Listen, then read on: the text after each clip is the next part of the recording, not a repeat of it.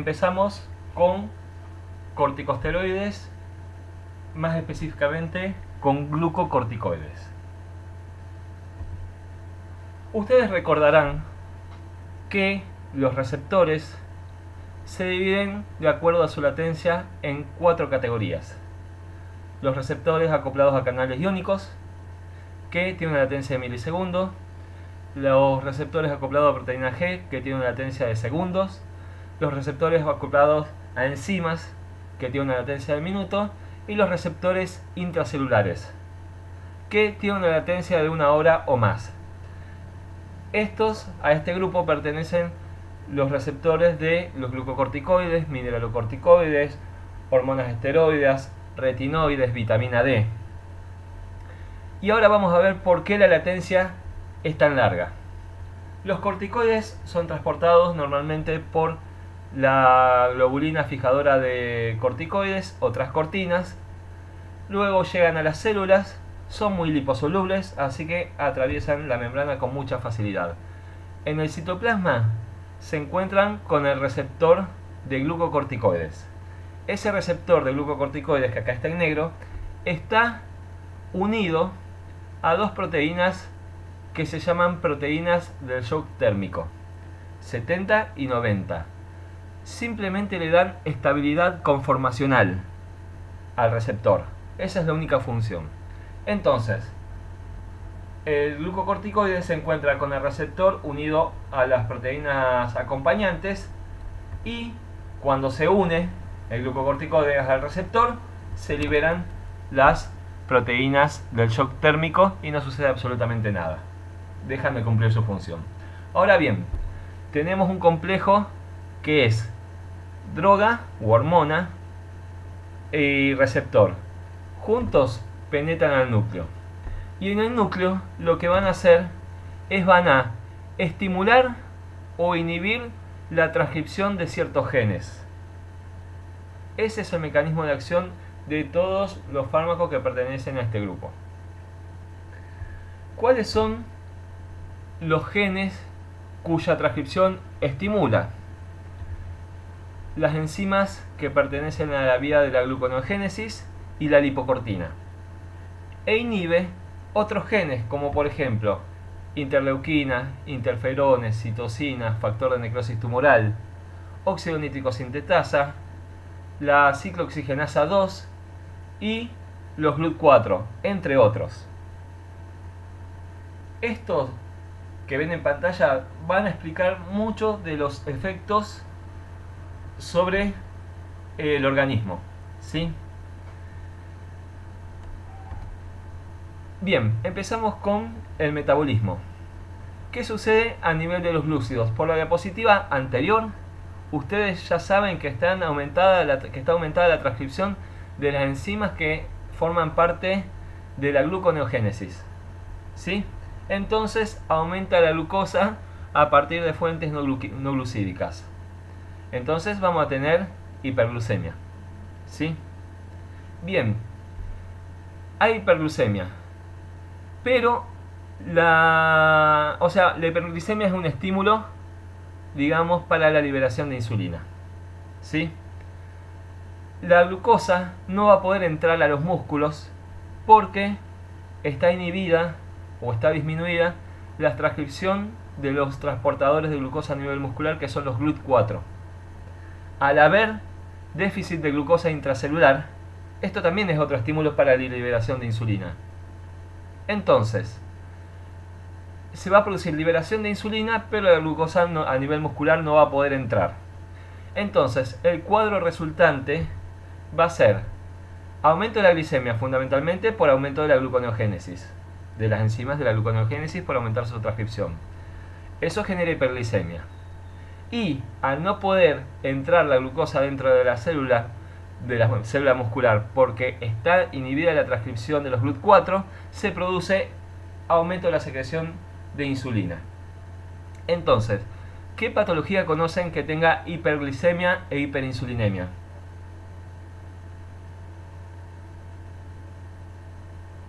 La diabetes. ¿Y qué tipo de diabetes?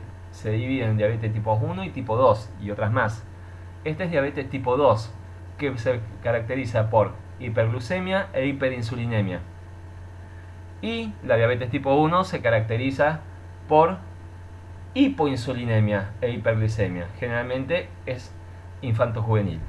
Bien, y a su vez las diabetes, ya sea tipo 1 o tipo 2, se dividen en primarias o secundarias. Las primarias son las más frecuentes, que son las criptogenéticas, son las idiopáticas, las esenciales, las que no tienen causa conocida.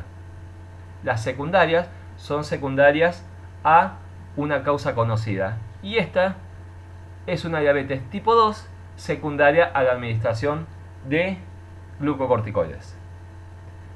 Esta sería la manera de decir los efectos adversos. Por ejemplo, yo puedo decir, hay un estado de diabetes tipo 2 secundario, y se terminó. ¿Y qué dije? Un solo efecto adverso. Ahora, hiperglicemia, que tiene un origen, que es el aumento de las enzimas de la gluconeogénesis. Hiperinsulinemia también tiene un origen, que ¿cuál es?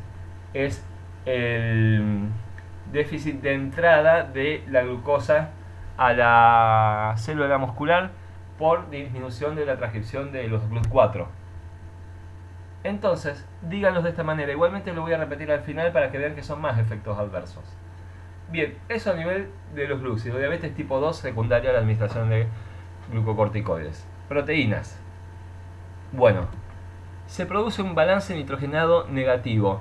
Son más las proteínas que se destruyen para formar aminoácidos que las que se construyen. O sea, está estimulado el catabolismo proteico. Y yo voy a explicar por qué. Bien, a nivel de, bueno, el catabolismo proteico, sigo con el catabolismo proteico. El catabolismo proteico es ese balance nitrogenado negativo, esa destrucción progresiva de las proteínas va a traer consecuencias. Y esas consecuencias son múltiples. Por ejemplo, hay atrofia de los órganos linfáticos. Y eso va a traer como consecuencia que las células sanguíneas, sobre todo los basófilos, linfocitos, eosinófilos y monocitos, salgan de la periferia y se vayan a los órganos linfáticos. No vamos a encontrar, o vamos a encontrar una disminución de esos elementos formes en la circulación periférica, porque hay atrofia de los órganos linfáticos secundario al catabolismo proteico. Después también se produce adelgazamiento de la piel, porque hay disminución de la formación de colágeno, por ejemplo. Y eso va a producir hirsutismos, estrías, va a hacer que la piel sea, obviamente, más débil y más fina, más transparente.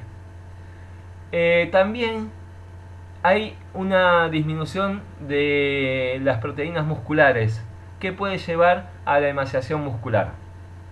La debilidad muscular, que ya lo voy a explicar, se produce por dos causas. Una, por la falta de entrada de glucosa al músculo, entonces no puede haber liberación de acetilcolina, que es un proceso activo.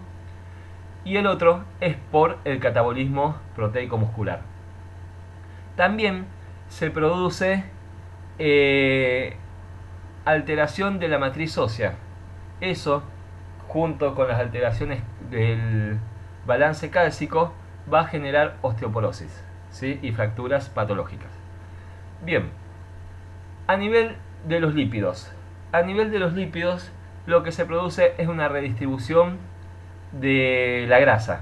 Se llama obesidad centrípeta u obesidad ginecoide. La obesidad se produce fundamentalmente en la cara, que produce la cara de luna llena, en el cuello, que produce la jiba de búfalo, y en el tórax. ¿Por qué se produce esta redistribución de grasa? Bien, les cuento. Ustedes recordarán seguramente lo que es el pool 1. ¿No? Bueno, entonces tampoco van a recordar lo que es el pool 2. El pool 1 es un transporte activo que recapta la noradrenalina y la adrenalina después de ser liberada. El pool 1 recapta el 60% de las catecolaminas para su reutilización. Ese era el lugar donde inhibía la cocaína, por ejemplo. Bien, ¿y el pool 2 qué es? El pool 2 es el catabolismo del neurotransmisor. O sea, son las enzimas que degradan las catecolaminas. ¿Y cuáles son esas enzimas? la MAO, la monoaminoxidasa, la CON, la catecol ortometiltransferasa, y la aldehído, que puede ser de hidrogenasa o reductasa de acuerdo a donde se encuentre. No lo dice el libro específicamente en el capítulo de corticoides, pero sí lo dice en neurotransmisión adrenérgica. Dice que los corticoides inhiben el PUL2. Los corticoides no son antagonistas, no inhiben. Lo que hacen es disminuir o aumentar la transcripción de enzimas. Entonces, yo saqué la conclusión de que lo que hacen los corticoides es inhibir la transcripción de alguna de esas enzimas que forman parte del PUL2 o de todas. No lo sé. Lo que sí sé es que hay una disminución de las enzimas que degradan las catecolaminas. Entonces hay aumento de las catecolaminas. Bien, la adrenalina y la noradrenalina son catabólicas, ¿sí? O sea, agarran los triglicéridos, los convierten en ácidos grasos y glicerol. Agarran las proteínas y las convierten en aminoácidos. Agarran el glucógeno y lo convierten en glucosa. Esa es la función de las catecolaminas. Ahora, la insulina es anabólica. Hace lo contrario, o sea, forma glucógeno, forma triglicéridos y forma proteínas.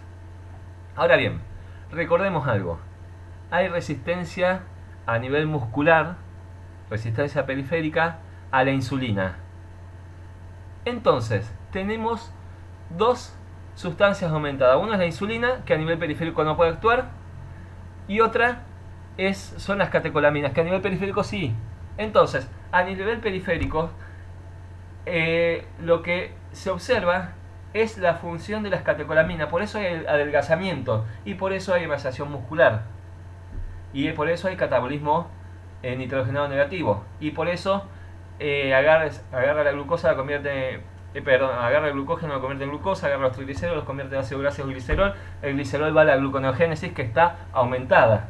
Y los aminoácidos también van a la gluconeogénesis. Entonces, a nivel periférico hay adelgazamiento, porque lo que, digamos, se observa es el efecto de las catecolaminas. Pero a nivel central, no necesitamos transportadores para que la glucosa entre al sistema nervioso central, forme glucógeno a nivel hepático, entonces, que forme triglicéridos. Entonces, a nivel central se produce anabolismo, o sea, formación de triglicéridos, formación de grasa.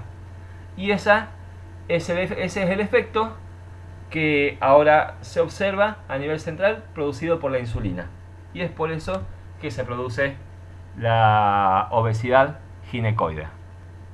¿Alguien se perdió? Bien, entonces es porque están aumentadas las dos. Está aumentada la insulina, que a nivel periférico no puede actuar, y a nivel central sí, y las catecolaminas, que en realidad no regulan el metabolismo, pero como a nivel periférico no hay nadie trabajando, se observa el efecto de las catecolaminas. Bien, con respecto a nivel del equilibrio hidroelectrolítico, retiene sodio y agua, excreta potasio, es un efecto mineralocorticoide, ¿sí? Que ya vamos a ver por qué se produce el efecto mineralocorticoide, porque hay muchas personas que dicen: yo te voy a dar un corticoide que no tenga efecto mineralocorticoide, así no retenés sodio y agua. Bueno, error. Van a tener efecto mineralocorticoide, no directo, pero sí lo van a terminar teniendo. A nivel cardiovascular no se sabe exactamente por qué produce hipertensión arterial, y también produce glaucoma.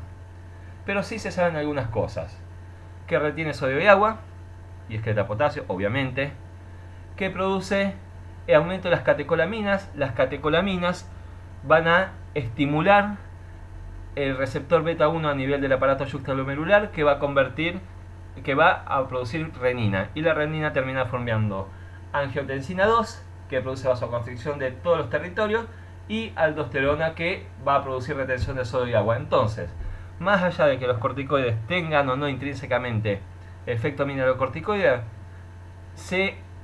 lo van a tener igual el efecto por la estimulación de los receptores beta 1 a nivel del aparato yuxtaglomerular, que liberan renina.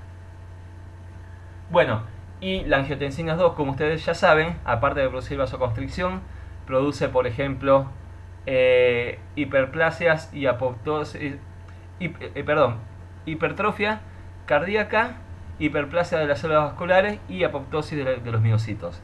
Y la angiotensina 2 también produce liberación de catecolaminas. Y eso es un círculo, una retroalimentación positiva que termina con la muerte del paciente en casos graves. Y bueno, y otra cosa de las que se conoce es que hay disminución de la transcripción de la óxido nítrico sintetasa. Bien, eso a nivel cardiovascular. A nivel del sistema nervioso central, los que se les ocurra lo dicen. O sea, produce alteración del estado de ánimo positivo, producen psicosis, manía y también producen depresión. De hecho, hay gente que se ha intentado suicidar por el consumo de corticoides o por una patología de base y está el corticoide ahí metido, no lo sé. A nivel del músculo esquelético se produce la miopatía esteroidea, que es debilidad muscular por falta de entrada de la glucosa, por déficit de GLUT4 y por el catabolismo proteico se produce emaciación muscular. Eso puede generar la formación de mioglobina y terminar en una insuficiencia renal. Metabolismo del calcio, el balance del calcio. A nivel intestinal aparentemente disminuye la transcripción de transportadores de calcio, entonces disminuye la absorción. Y a nivel renal no se sabe, pero lo que sí se sabe es que aumenta la excreción. Eso produce hipocalcemia. Y como ustedes saben, la hipocalcemia es un estímulo potente para la liberación de paratormona. ¿Y qué hace la paratormona? Estimula a los osteoclastos para que aumenten la reabsorción ósea. Así, la calcemia se mantiene normal. Eso va a generar osteoporosis junto a la disminución de la matriz proteica del hueso por el balance nitrogenado negativo. Entonces se van a producir fracturas patológicas. Osteoporosis y fracturas patológicas. El sitio donde se producen con mayor frecuencia las fracturas es, en primer lugar, la muñeca. En segundo lugar, las costillas. Tercer lugar, las vértebras, fundamentalmente las cervicales. Y cuarto lugar, la cabeza del fémur. A los pacientes que van a consumir crónicamente corticoides, que son un montón de pacientes los que pueden consumir crónicamente corticoides, se le va a pedir por lo menos en los primeros 6 meses 2 estudios radiológicos. ¿Cuáles son estos estudios radiológicos? El primero, una placa de columna cervical de perfil, porque lo que produce la osteoporosis por el peso de la cabeza es subluxación atloide-axoidea. Recuerden que la luxación es pérdida de contacto de la superficie articular. La subluxación es una pérdida parcial. En la cabeza, a nivel de la articulación atloide-axoidea, no puede haber luxación. Eso sería la muerte de la compresión de la médula. Entonces, hay que evitar y hay que empezar a ver la subluxación. Se toman medidas, se trazan líneas para ver si hay una subluxación. Si llegase a haber una subluxación, al paciente muchas veces no se les puede suspender los corticoides. Entonces, se le hace usar collarete, se le hace hacer ejercicio de kinesioterapia para reforzar los músculos y demás. Hay estrategias para evitar que siga avanzando la subluxación. Pero bueno, hay que estar atento porque puede comprimir la médula. Y la otra placa que se pide es la de cabeza de fémur. ¿Por qué? Si no es tan frecuente la fractura de la cabeza de fémur. Es verdad, no es frecuente la fractura de la cabeza de fémur producida por la osteoporosis que producen los corticoides. Pero hay un efecto adverso que es más frecuente todavía, que se llama necrosis aséptica de la cabeza de fémur. Y este produce necrosis de la cabeza de fémur. Aparentemente está relacionado con la vasoconstricción en las arterias que irrigan la cabeza de fémur. ¿Sí?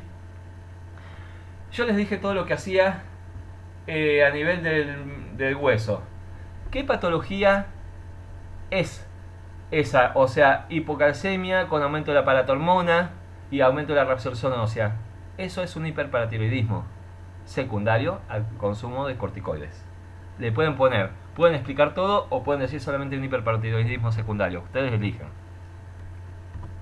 Vamos con los elementos formes de la sangre. El vaso está atrofiado porque están atrofiados los órganos linfáticos. Entonces, hay disminución de la hemocateresis, o sea, disminución de la destrucción de los glóbulos rojos. Los glóbulos rojos empiezan a vivir más. Entonces, eso produce eritrocitosis y se produce aumento de la hemoglobina. Eso, sumado al adelgazamiento de la piel, produce que el paciente parezca rubicundo, que aparezca más rojo. Aparece colorado el paciente, sobre todo a nivel de las mejillas y demás. Pero es debido a que hay aumento de los eritrocitos y al adelgazamiento de la piel. Y como les dije anteriormente, con respecto a los elementos formes de la sangre, los elementos de la serie blanca, hay aumento de los polimorfos nucleares y hay disminución de los basófilos, linfocitos, eosinófilos y monocitos. Esta es la mnemotecnia, BLEM, como la cera para el piso y para los muebles. Tengan cuidado con esto. Estos elementos forma de la sangre salen de la periferia, pero van a nivel central y van fundamentalmente a los órganos linfáticos. Les decía, tengan cuidado con esto, porque hay un aumento de los polimorfos nucleares y disminución del resto. No esperen que un paciente que consume corticoides tenga fiebre.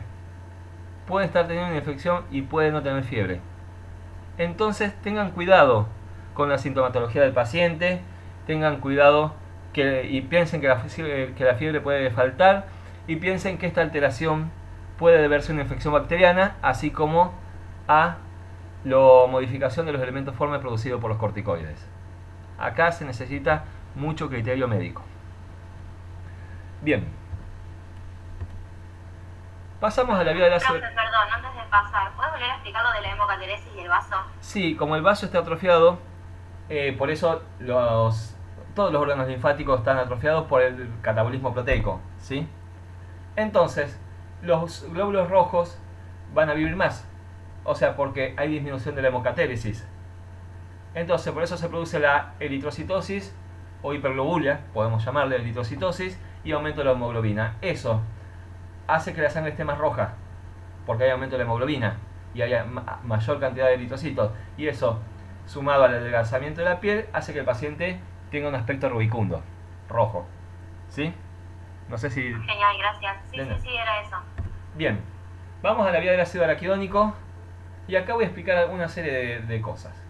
Ustedes saben que, esto es un repaso, el ácido araquidónico es, digamos, es formado a partir de la fosfolipasa A2 que fosforila los fosfolípidos de la membrana. Y surge así el ácido araquidónico. El ácido araquidónico tiene dos vías. Una es la vía de la ciclooxigenasa y otra que forma las prostaglandinas y los tromboxanos. Y otra es la vía de la lipoxigenasa que forma los leucotrienos. Todos tienen dos porque tienen doble valencia.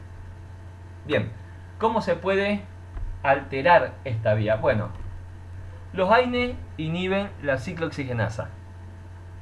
Hay dos. ¿Cuántas ciclooxigenasa conocen ustedes? ¿Alguien me puede decir? ¿Eran dos? Bueno, les cuento. Hay 3 ciclooxigenasas. Esto no lo digan a viva voz porque no lo dice el Goodman. El Goodman habla de una ciclooxigenasa central, ojo, pero no lo dice el Goodman. Entonces, hay gente que si no lo dice el Goodman no existe. Me estoy refiriendo al profesor titular. Hay 3 ciclooxigenasas. Las 3 fueron descubiertas por Charles Sankan. Charles Sankan, que es así el apellido de quien descubrió la ciclooxigenasa. La 1 es constitutiva. Aparece en todas las células y es la responsable de las funciones basales de los eicosanoides, o sea, de las prostaglandinas y del tromboxano. La ciclooxigenasa 2 es inducible, o sea, se sintetiza cuando hay un dolor, cuando hay un proceso álgico, cuando hay un proceso febril o cuando hay inflamación. Es la inducible, es la que inhibe la transcripción de los corticoides, ¿sí? Pero también es constitutiva en 2 lugares. Uno es el sistema nervioso central y otro es el riñón. De hecho, en el aparato juxtaglomerular, a nivel de la arterial aferente. Bien, esas son las que conocen ustedes. Les repito, los corticoides inhiben la transcripción de la ciclooxigenasa 2, que es la inducible. Existe una tercera ciclooxigenasa que se llama ciclooxigenasa 3, que surge de los mismos genes que codifican la 1 y la 2, que es constitutiva y se encuentra en el sistema nervioso central, fundamentalmente en hipotálamo, hipocampo, en las células de sostén, en la microglia, en la médula. Y la función que se conoce solamente es a nivel analgésico, a nivel de producir el dolor a nivel del sistema nervioso central y a nivel de la producción de la fiebre. No se sabe muy bien cómo produce el dolor a nivel del sistema nervioso central, pero sí se sabe cómo se produce la fiebre. Y se los cuento.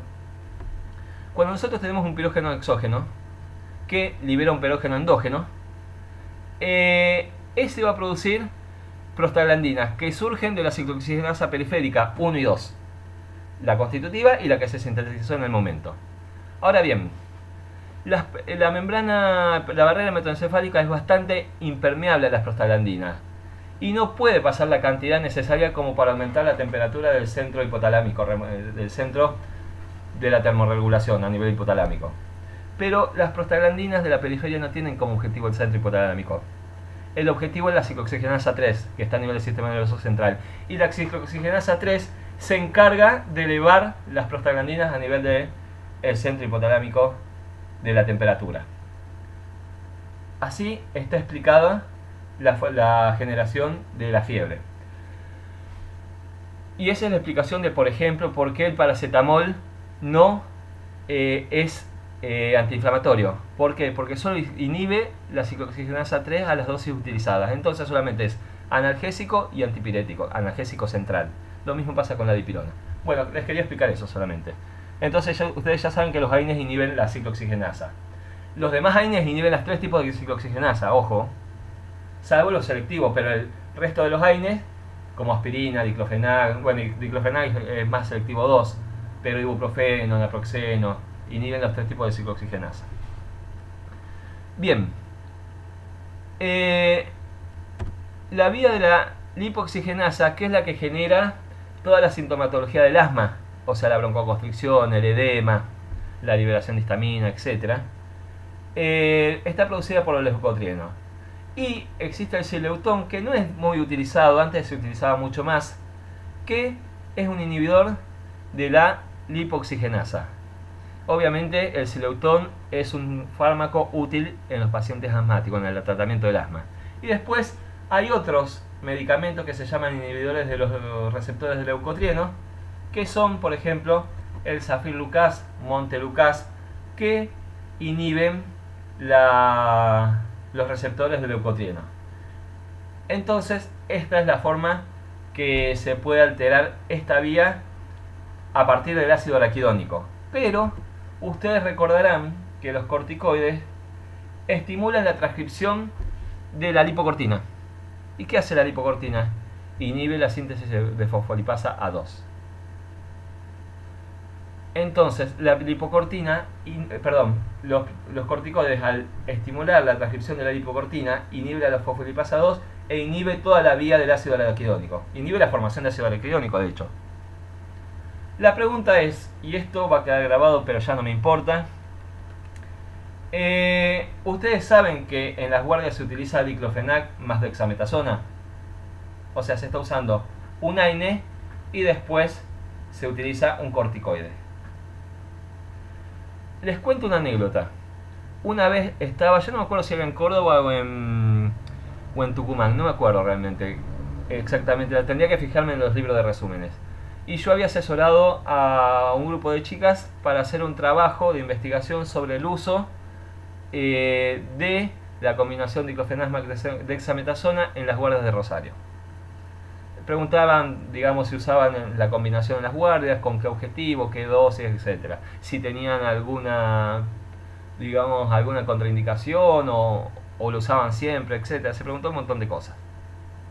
Y lo estaba evaluando en ese momento. Yo estaba en otro lado. Lo estaba evaluando Joan Ramón Laporte, el tipo más importante de farmacología del mundo, en farmacoepidemiología y en farmacovigilancia. Un español. Y ponía caras. Entonces yo veo que pone caras y me acerco.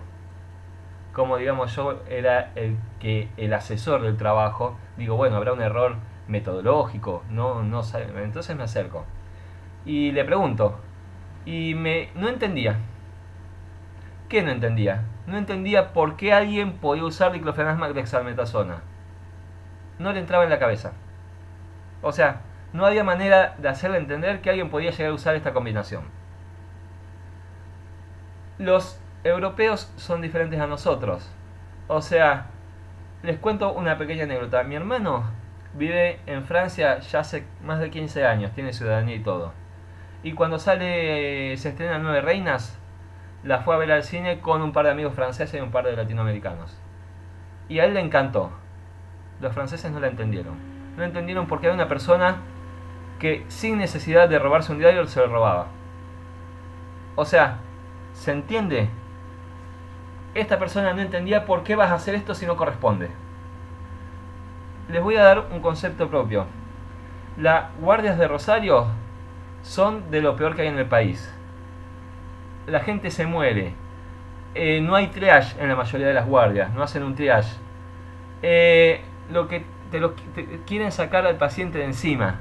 Entonces, si viene un paciente con dolor, le dan diclofenac para que actúe rápidamente hasta que haga efecto el corticoide. Y de esa manera, durante un mes, el paciente no vuelve más. Eso quiere decir sacarse al paciente de encima. Y así se trabaja en las guardias públicas, por lo menos, y en las privadas también, de la ciudad de Rosario. Mal. Bien. Vamos a seguir para no embroncarme mucho más. Aplicaciones de los glucocorticoides. Terapia de reposición.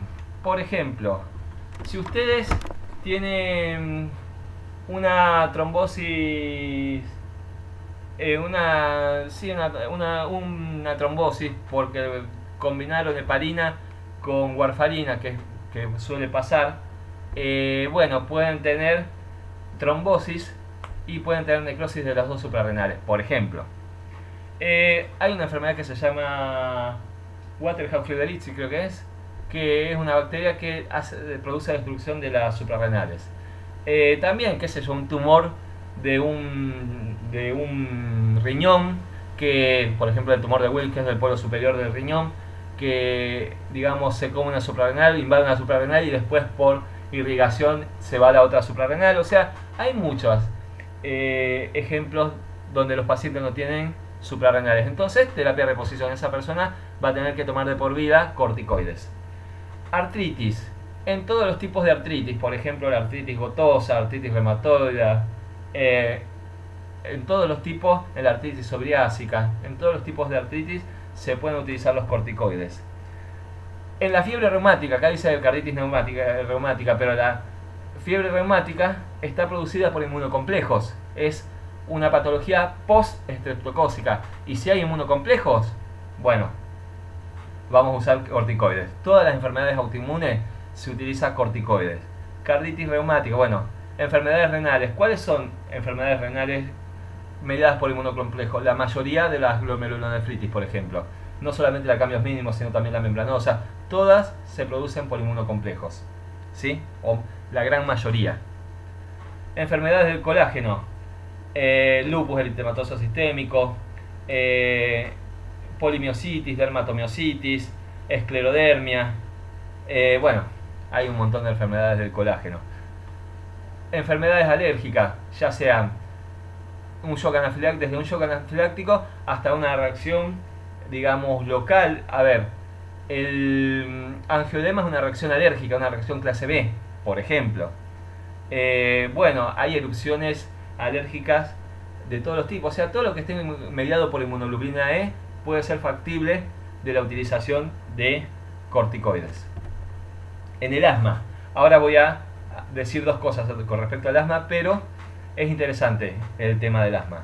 Edema cerebral, como disminuye el edema los corticoides, se utiliza siempre que hay edema cerebral. Enfermedades oculares, esto es importante si tenemos que usarlo para una patología inmune. Generalmente se producen, digamos, alteraciones a nivel del ojo que son autoinmunes, que a veces son graves, otras veces son banales, pero molestan bastante. Entonces, si es de la cámara anterior, bueno, se utilizan por vía tópica. Si es de la cámara posterior, hay que usarlo de manera sistémica. Los corticoides están contraindicados a nivel ocular en cualquier abrasión mecánica, porque puede predisponer a una infección. También están contraindicados, por ejemplo, una úlcera corneal. Imagínense, ustedes usaron durante mucho tiempo los lentes de contacto y se les generó una úlcera corneal. Bien, está contraindicado usar corticoides. También en la queratitis herpética, porque puede predisponer a una infección bacteriana. Enfermedades de piel. Bueno, hay un montón de enfermedades de piel, roseola, rosácea, hay un montón de enfermedades de piel que que son autoinmunes. Entonces, inclusive la psoriasis. Entonces se pueden utilizar corticoides, ya sean sistémicos o por vía tópica. Depende de la gravedad de las enfermedades de piel. Enfermedades intestinales como por ejemplo el Crohn, la colitis ulcerosa, por ejemplo el síndrome celíaco, son todas enfermedades autoinmunes. Bueno, a nivel hepático, no sé si lo puse, en la hepatitis autoinmune, por ejemplo, para la maduración pulmonar, siempre que un pacientito van a ser prematuro, se le hace maduración pulmonar para que secrete surfactante, que no sé cuál es el mecanismo. Así se evita el síndrome de distrés respiratorio, que lo van a tener los recién nacidos pretérmino. Procesos malignos, linfomas, leucemia, diversos tipos de enfermedades malignas. Bueno, enfermedades hepáticas, le dije la enfermedad autoinmune, el shock anafiláctico, lesión de la médula espinal.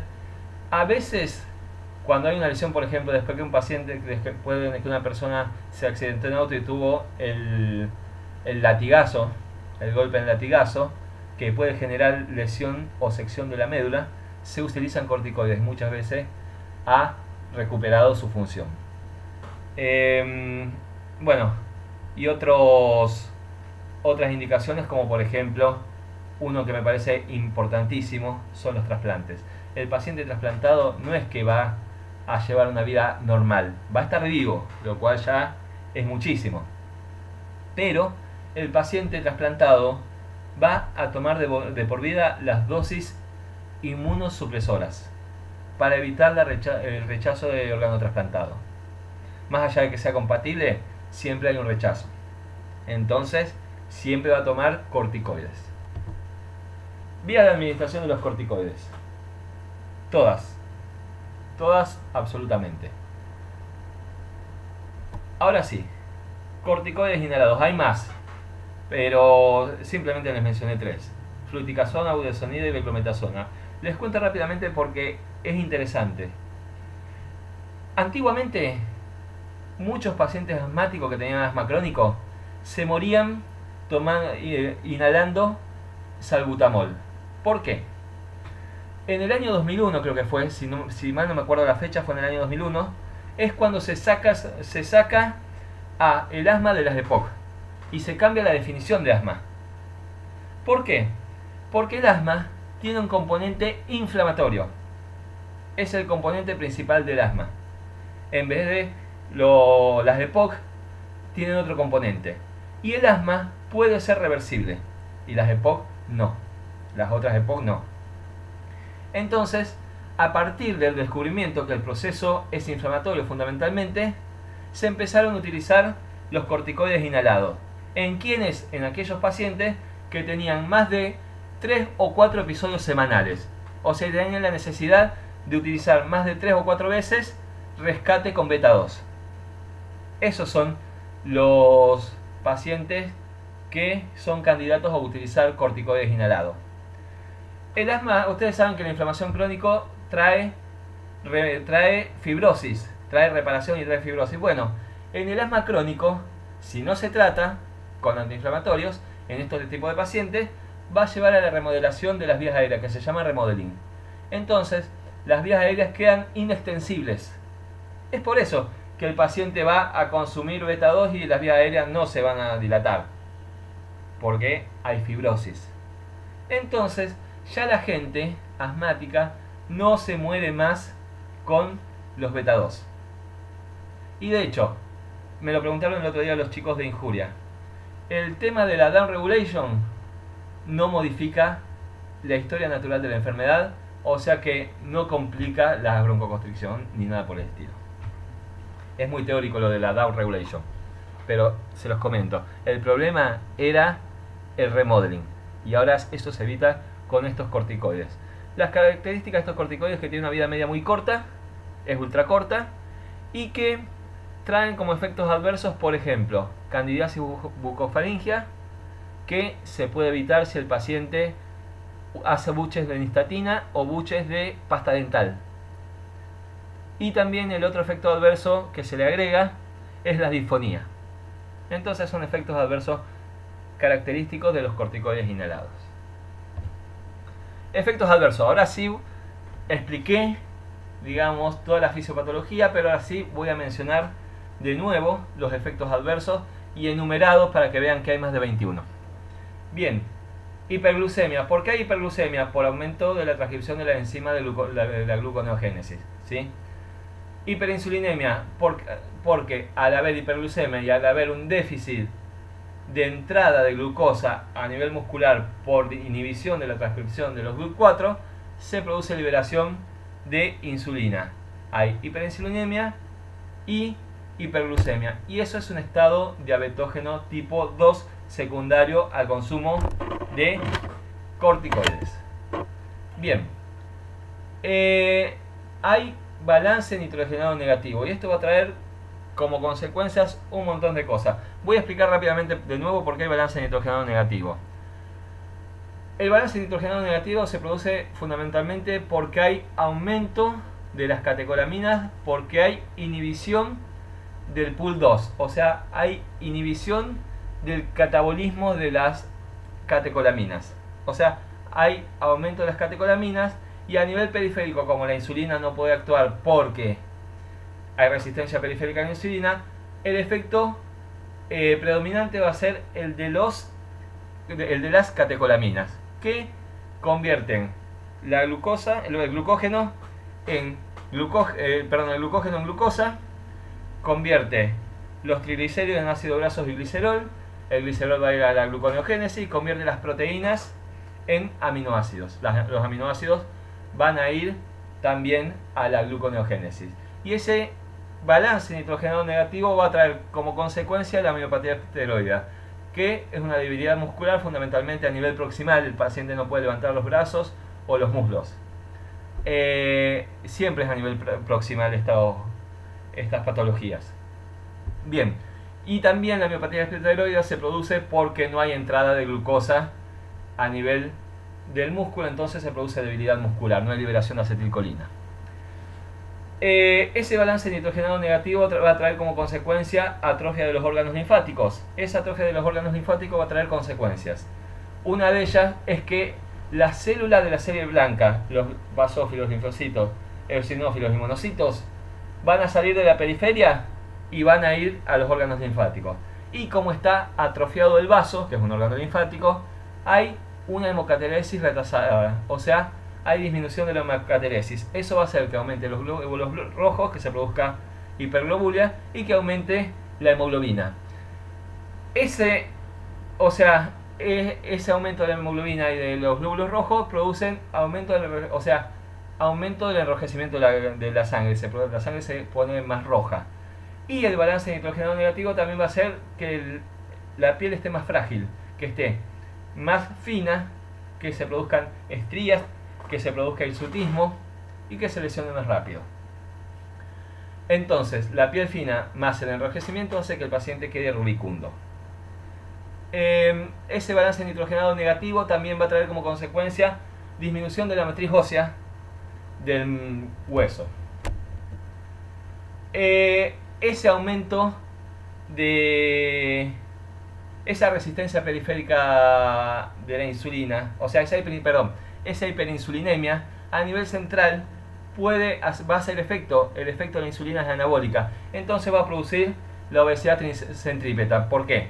Porque a nivel periférico la insulina no puede actuar y actúan las catecolaminas, se ve el efecto de las catecolaminas, y a nivel central se ve el efecto anabólico de la insulina, que produce la obesidad ginecoidea o centrípeta, guiba de búfalo, cara de luna llena, y bueno, una obesidad a nivel central. También se produce un efecto mineralocorticoide. Ese efecto mineralocorticoide los corticoides lo producen directamente por tener el efecto mineralocorticoide o por el aumento de las catecolaminas que van a producir liberación de renina por estimular receptores beta 1 del aparato yuxtaglomerular. Esa liberación de renina va a formar angiotensina 2 y aldosterona. La angiotensina 2 va a ser causa de producir hipertensión arterial o vasoconstricción generalizada. Va a ser causa de la liberación de aldosterona, que también va a retener más sodio y agua. Y también la disminución de la transcripción de la óxido nítrico sintetasa va a hacer que se perpetúe la hipertensión arterial con glaucoma, o sea, con aumento de la presión intraocular. Hay alteraciones del estado de ánimo, ya sea manía, psicosis, hasta depresión, intentos de suicidio, etc. Predisposición a infecciones. Algo que no les dije. Si bien la disminución de la transcripción de las interleuquinas, interferones, factor de necrosis tumoral, citocinas, la disminución de la formación de leucotrieno, prostaglandina, explicaría, pero es mucho más complejo, el efecto inmunosupresor. Por eso, la persona que toma corticoides tiene predisposición a infecciones oportunistas, como por ejemplo candidiasis o como por ejemplo infecciones por micobacterias, ¿sí? Bien, los corticoides también disminuyen la absorción de calcio y aumentan la excreción renal del mismo. Entonces eso produce una hipocalcemia, que es un estímulo para que se libere la paratormona y eso aumenta la reabsorción ósea. Eso va a generar disminución de la matriz ósea de calcio junto con la disminución de la matriz proteica. Se produce fracturas patológicas. Ese aumento de la paratormona produce un hiperparatiroidismo secundario. También por esta disminución por esta retención de sodio, agua, excreción de potasio, se produce una alcalosis hipopotasémica, que es el trastorno del medio interno típico de la liberación de la exacerbación del sistema renina-angiotensina-aldosterona. También se produce úlcera péptica, y les voy a explicar rápidamente por qué se produce la úlcera péptica. Los corticoides, al igual que los AINES, producen úlcera péptica. ¿Por qué? El estómago necesita de las prostaglandinas para protegerse durante la digestión, durante la liberación de ácido clorhídrico. ¿Qué hacen las prostaglandinas? Sobre todo la prostaglandina I y la prostaglandina E. Lo que hacen es disminuir la liberación de ácido clorhídrico. O sea, cuando hay liberación de ácido clorhídrico, ahí actúan las prostaglandinas como para disminuir un poco o regular la liberación, para que no haya una liberación excesiva. También van a producir la liberación de moco citoprotector. Imagínense que hay un ácido que si no tuviese un moco citoprotector, se retrodifundiría hacia la mucosa y la perforaría tranquilamente, porque el ácido clorhídrico destruye cualquier cosa prácticamente. Entonces, ahí está el moco citoprotector que lo produce las prostaglandinas. Y después las prostaglandinas producen vasodilatación de las arterias, pequeñas arterias que irrigan la mucosa gastrointestinal. Entonces, durante la digestión, las prostaglandinas protegen a la mucosa gastrointestinal de el efecto del ácido. Si nosotros inhibimos, ya sea con AINE o con corticoides, las prostaglandinas, ¿qué va a pasar? No hay disminución de la liberación de ácido clorhídrico, no hay liberación de moco citoprotector y no hay aumento de la irrigación de la mucosa gástrica. Entonces, listo, candidato a la úlcera péptica. Los corticoides producen retraso del crecimiento por cierre del cartílago epifisario. De todas maneras, siempre es riesgo-beneficio. Si hay niños que tienen enfermedades autoinmunes, se prefiere que viva el paciente y no importa si queda enano. Sinceramente, si retrasamos el crecimiento, realmente hay que avisarle a la madre y al niño, si es consciente, de que puede pasar, de que puede que no crezca más. Después les voy a contar una pequeña anécdota. Candidiasis bucofaringia, los corticoides inhalados, la disfonía, también los corticoides inhalados, la necrosis aséptica de la cabeza del fémur, cataratas, glaucoma y un efecto que es el más temido, es la supresión del eje. ¿Por qué se suprime el eje? Porque nosotros estamos dando corticoides exógenos que por retroalimentación negativa van a producir inhibición de la liberación de ACTH, de adenocorticotrofina. Y eso va a disminuir también la liberación de hormona liberadora de corticotrofina, que es hipotalámica. Bien, ¿cómo se suprime el eje? Hay dos maneras de suprimir el eje: dosis altas o tratamientos prolongados. Hay estrategias para evitar la supresión del eje. ¿Cuáles son las estrategias? Simular el ritmo circadiano. O sea, hay dos liberaciones fisiológicas de corticoides, de cortisol, durante el día. Una es aproximadamente a las 8 de la mañana promedio, puede ser un poco antes, un poco después, promedio a las 8 de la mañana, que es más o menos de 20, las concentraciones son de 20 microgramos de cilitro. O sea, es la liberación más alta de cortisol, se produce alrededor de las 8 de la mañana. Y después, a las 4 de la tarde, se produce una segunda secreción de la mitad, más o menos. En realidad es de 16 a 20 y 8 a 10 a la tarde. Entonces, se puede dividir la dosis del fármaco, del corticoide, y se da una dosis, se divide en tres. Se da 2/3 de la dosis a la mañana, tipo 8 de la mañana, y un tercio de la dosis a la tarde, por ejemplo. Esa es una manera de imitar el ritmo circadiano. Y otra manera es utilizar la terapia a días alternos. Una cuestión: la terapia a días alternos solo se puede implementar con corticoides de vida media corta. ¿Cómo sería? La idea es dar corticoides día por medio. ¿Qué hacemos en el día que no damos corticoides? Damos un analgésico, como por ejemplo un antiinflamatorio, como por ejemplo diclofenac, etc. Solo es útil para el dolor, no es útil para otras enfermedades. Entonces, se da un día una dosis de corticoides, por ejemplo 3/4 de la dosis de corticoides, al otro día no se da nada, al tercer día se da la mitad de la dosis, al cuarto día nada, al quinto día a lo mejor se da la dosis completa.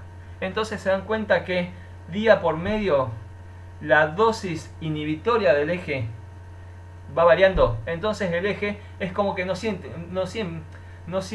está sintiendo la misma potencia inhibitoria en cada día. La potencia inhibitoria del eje va variando. Entonces esa es otra manera. La pregunta es: ¿cómo nos damos cuenta si el eje está inhibido? No hay manera.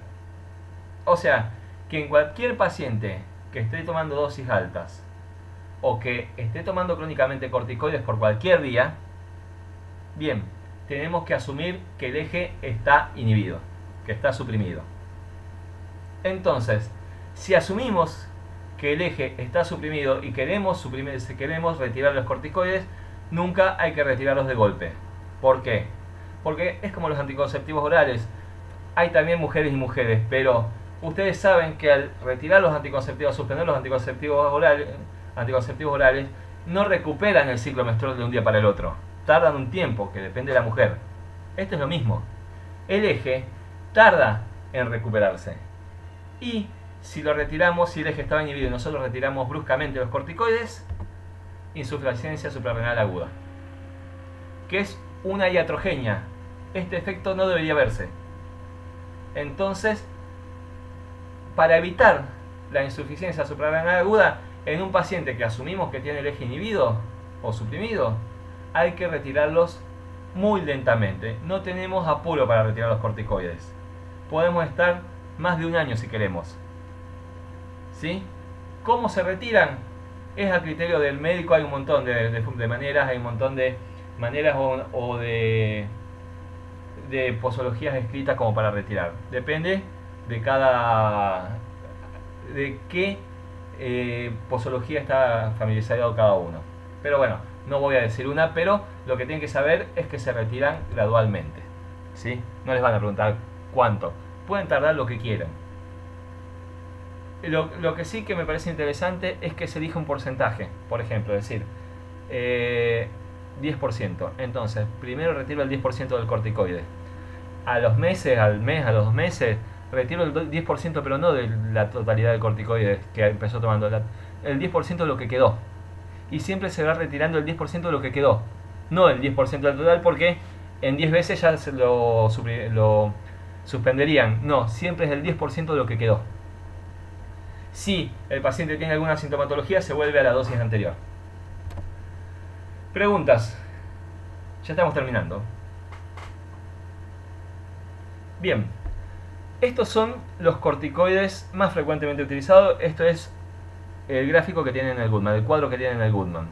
Fíjense, los corticoides tienen una potencia antiinflamatoria, o sea, potencia glucocorticoidea. Y también tiene una potencia mineralocorticoidea, o sea, la de retención de sodio y agua y excreción de potasio. Todo el número está comparado con el cortisol. O sea, esto es en comparación con el cortisol todo. Por ejemplo, la metilprednisona es 5 veces más potente que el cortisol, pero es menos potente en su efecto mineralocorticoides que el cortisol. Es la mitad de potente. Y después se dividen de acuerdo a su vida media. De vida media corta, menor a 12 horas. De vida media intermedia, de 12 a 36 horas. Y de vida media larga, mayor a 36 horas. ¿Sí? Esa es la vida media de los glucocorticoides. ¿Para qué me sirve saber esto? Es lo más importante. Y esto no importa si se los preguntan o no se los preguntan. Lo tienen que saber para la vida. Y les voy a dar un ejemplo y me gustaría que alguien, si puede, me conteste. Yo les voy a decir cuál es la dosis inmunosupresora. La dosis inmunosupresora es 1 miligramo kilogramos peso de metilprednisona. Acá lo tiene metilprednisona. 1 miligramo kilogramos peso de metilprednisona. Imagínense que ustedes están en una guardia un día sábado a la noche y llega un paciente diciendo que es trasplantado de riñón, por ejemplo, y que se le terminó la metilprednisona y no tiene para mañana, para tomar mañana. Entonces viene a buscar su metilprednisona, porque si la suspende puede tener una patología, o puede tener un rechazo de trasplante, o puede tener una insuficiencia suprarrenal aguda. No es tan así, pero tampoco pasa tanto si lo suspende un día, pero hay que evitar. Bien, entonces imagínense que ustedes no tienen metilprednisona. Van, revisan y no tienen metilprednisona. Y tienen dexametasona. ¿Cuánto le dan de dexametasona? Imagínense que el paciente pesa 50 kilos. O sea que está tomando 50 miligramos de metilprednisona.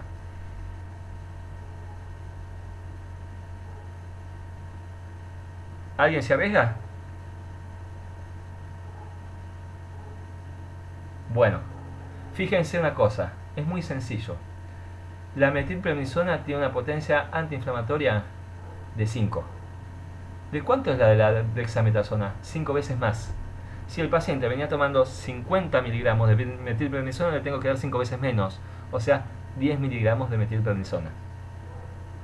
¿Sí? Esa es la cuenta que hay que hacer. La otra manera de hacer esta cuenta es llevar todo a cortisol, a 1. Y se hace una regla de 3. Se lleva a 1 y se compara. Y ahí se hace el ajuste. ¿Alguna pregunta? ¿Alguien no entendió eso? Bien. Después está la dosis que se llama la dosis de la terapia de pulso. ¿Qué es un pulso de corticoides? El pulso de corticoides se utiliza ocasionalmente, por ejemplo, en una exacerbación de lupus eritematoso sistémico, en una exacerbación de esclerodermia que puede matar a los pacientes esa exacerbación. O sea, estamos evitando que el paciente se muera por la enfermedad. Y también, por ejemplo, cuando está comenzando un rechazo de trasplante, de órgano trasplantado, se puede utilizar un pulso de corticoides para evitar el rechazo.